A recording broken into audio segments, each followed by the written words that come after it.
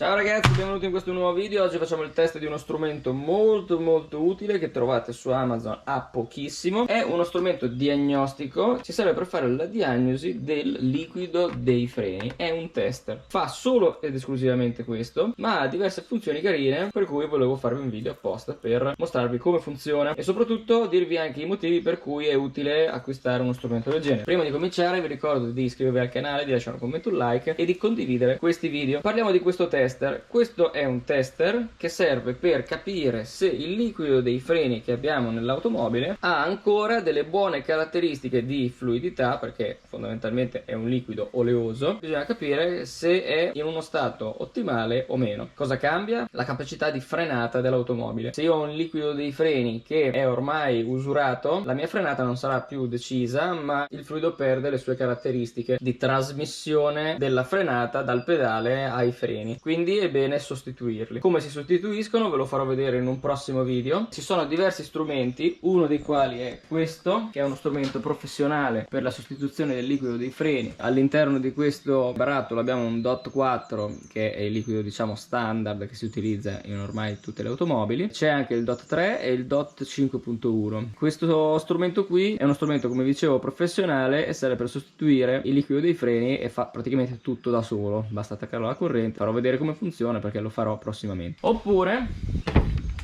possiamo utilizzare uno strumento che è questo, mi pare di ricordare, la scatola.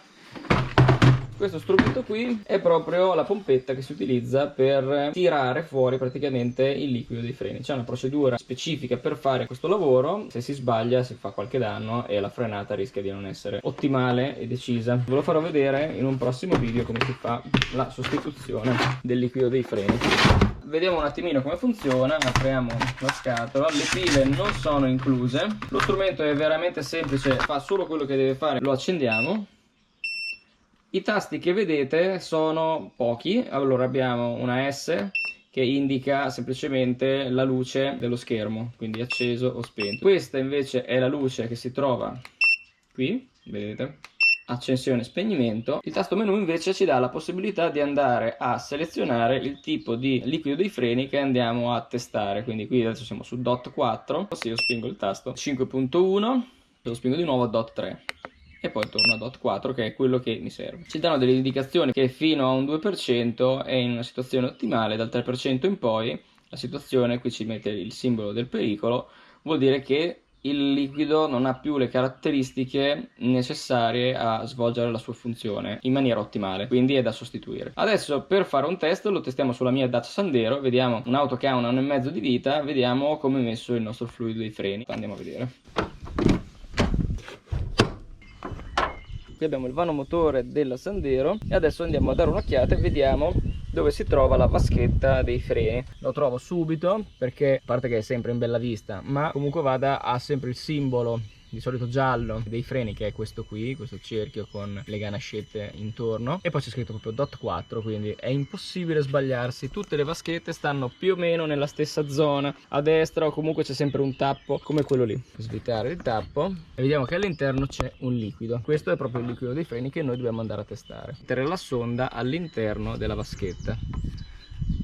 La sonda è molto comoda perché si può regolare molto facilmente, perché ha un filo che praticamente è super flessibile. Andiamo a metterlo all'interno, adesso è a bagno, vedete? Io entro nel liquido dei freni e vado a vedere che cosa mi indica il mio strumento. Siamo qui, vedete le tacche si sono illuminate fino qui, siamo nell'ordine del 1-2%, siamo a metà, e lo strumento stesso mi dice ok, quindi non mi preoccupo e sono sicuro che il liquido dei freni è a posto. Questo test qui si può fare veramente in maniera molto semplice. Tolgo lo strumento, lo andrò a asciugare e a pulire bene con dell'acqua. Da qui possiamo tranquillamente richiudere, e questo è uno dei test che noi possiamo fare molto semplicemente, molto velocemente, quando facciamo il check-up, magari prima di un viaggio o comunque ogni 6 mesi facciamo il check-up della nostra automobile, andiamo a vedere i livelli, diamo un'occhiata un po' tutto, e con questo riusciamo anche a testare il liquido dei freni. Credo che sia uno strumento veramente utilissimo, costa veramente poco, siamo sull'ordine dei 20 euro scarsi su Amazon. Vi lascerò ovviamente